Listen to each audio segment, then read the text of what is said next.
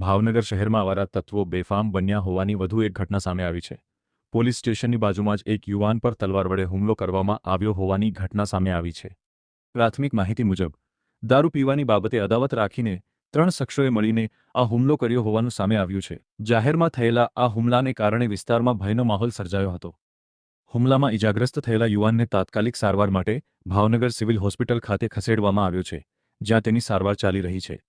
આ સમગ્ર ઘટનાને લઈને પોલીસ દ્વારા આગળની કાર્યવાહી હાથ ધરવામાં આવી રહી છે। તમારું નામ? ઉમર મોહમ્મદ શેખ લંકા ક્યાં રહ્યો? વડવા સીધી વડ શું બનાવ છે? બનાવમાં એમ કાંઈ નહીં, 3-4 દિવસથી અમારે છે ને મગજમારી હતી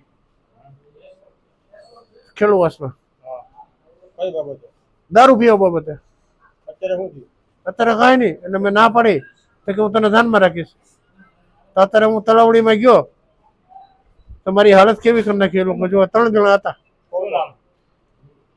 એ હરિજન હતો, એ આપણે જય ભીમ હતો, એ વિદ્યાનગરનો। એનું નામ ગડ્ડો કરીને હતો, ગડ્ડો। એનું નામ તમને નથી ખબર। ને 2 આઈના હતા પાનવાડીના। 3 જણા મને ધોળાવી દોડીને મને જો મારી આંગળી કાપી નાખી। તલવારના ઘાત, તલવાર ને છરી, તલવાર ને છરી અમારી હાજી મારી આંગળી પોઝિશન જો તમને કઈ જગ્યાએ મારવામાં આવ્યા? પોલીસ સ્ટેશનની બાજુમાં જ તે, પોલીસ સ્ટેશનની બાજુમાં જ તે। અચ્છા, ચાવડી જેલ? હા, પોલીસ સ્ટેશનની બાજુમાં જ તે, પોલીસ સ્ટેશનની બાજુમાં જ તે।